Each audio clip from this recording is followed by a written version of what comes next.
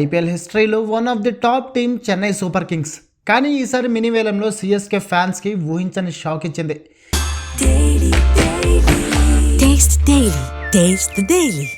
ఎవరూ ఊహించని విధంగా అన్క్యాప్డ్ ప్లేయర్స్పై కోట్లు కుమ్మరించి అందరినీ ఆశ్చర్యానికి గురి చేసింది.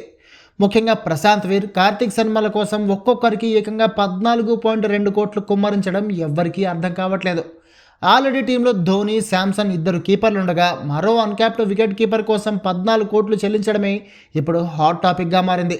అయితే చెన్నై తీసుకున్న ఈ డిసిషన్ టీంని ఫ్యూచర్ కోసం బిల్డ్ చేయడానికే అని కొంతమంది చెబుతున్నా, ప్రస్తుతం టీం పరిస్థితి చూస్తే మాత్రం పూర్తిగా యంగ్ ప్లేయర్స్తో నిండిపోయి ఎక్స్పీరియన్స్డ్ ప్లేయర్స్ తక్కువగా కనిపిస్తున్నారు.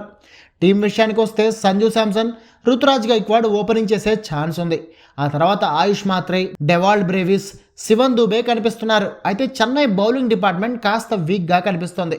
స్టార్ పేసర్ పత్రానా వెళ్ళిపోవడంతో పేస్ డిపార్ట్మెంటే లీడ్ చేసే పేసర్ కనిపించడం లేదు. స్పిన్లో కూడా రవీంద్ర జడేజా వెళ్ళిపోవడంతో నూర్ అహ్మద్ పైనే భారం అంతా పడే డేంజర్ ఉంది. దీన్ని బట్టి చూస్తే ఈ సీజన్లో చెన్నై గ్రూప్ స్టేజ్ దాటాలన్నా కూడా టీమ్గా అద్భుతంగా పెర్ఫార్మెన్స్ చేయాల్సి ఉంటుంది. మేబీ చెన్నై ప్లాన్ కూడా అదే అయి ఉంటుంది.